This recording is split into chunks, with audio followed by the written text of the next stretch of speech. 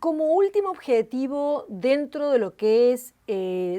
son los objetivos de la alineación dentaria, tenemos el objetivo de generar anclaje. Recordemos que a la hora de realizar la planificación de nuestro tratamiento de ortodoncia, uno de los valores o de las situaciones más importantes que debemos definir es qué grupo de elementos se tiene que mover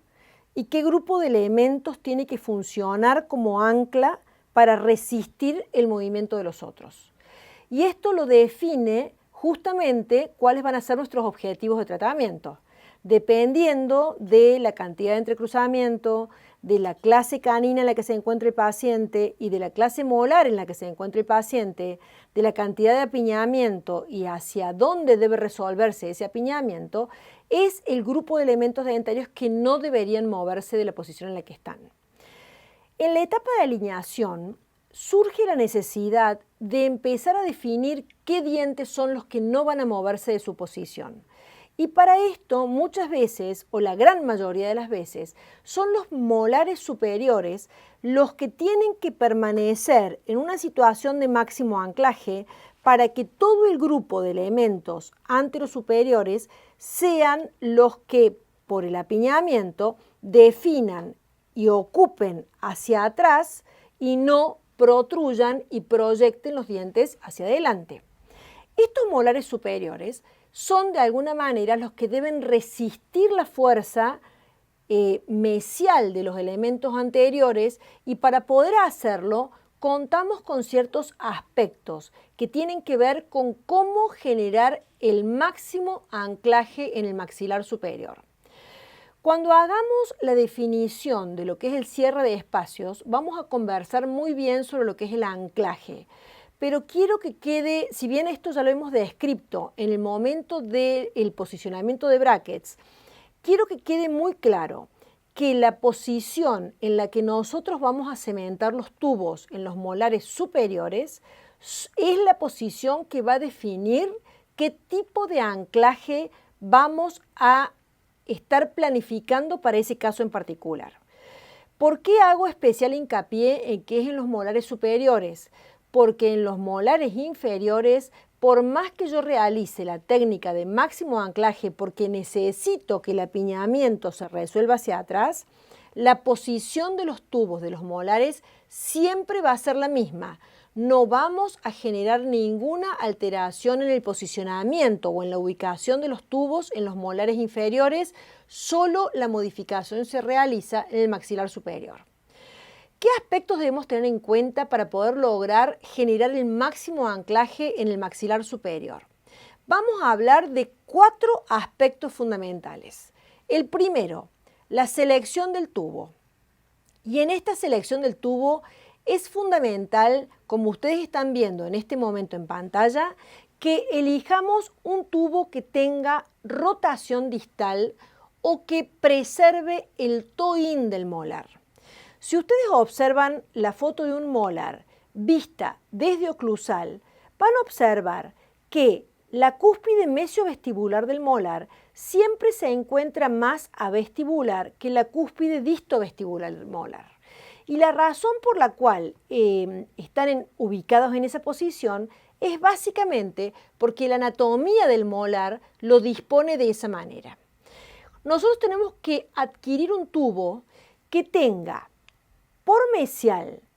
el ingreso o la parte activa cercana a la malla que va a descansar en la cara vestibular del molar, y por distal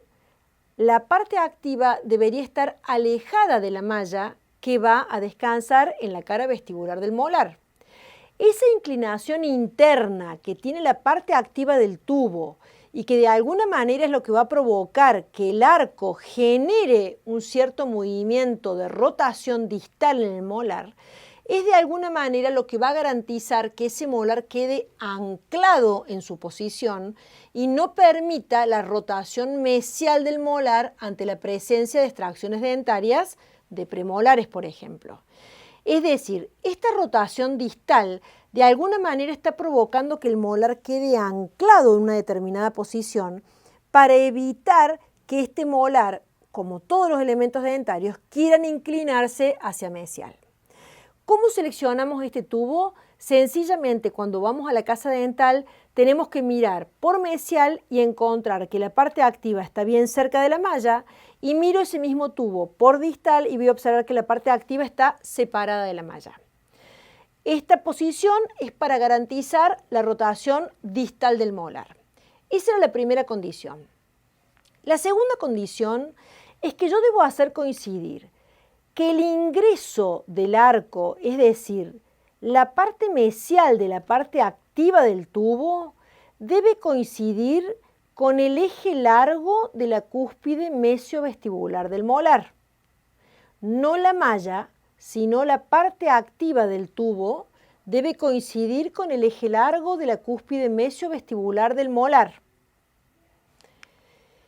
La tercera condición es que, además de encontrarme con un tubo que tiene TOIN y que yo para realizar el máximo anclaje he ubicado la parte activa haciéndola coincidir con el eje largo de la cúspide mesiovestibular del molar, debo tener en cuenta que a la hora de posicionar el tubo, debo inclinarlo ligeramente por distal hacia oclusal, de modo que desde la base del tubo a la cara oclusal del molar por mesial me muestre más esmalte que desde la base del tubo a la cara oclusal del molar por distal. Es decir, que el tubo molar va a quedar perpendicular al surco vestibular del molar. Repito, para poder garantizar el máximo anclaje, selecciono el tubo con TOIN, hago coincidir la parte activa del tubo con el eje largo de la cúspide mesiovestibular del molar, y a la hora de posicionar en sentido ocluso gingival el tubo,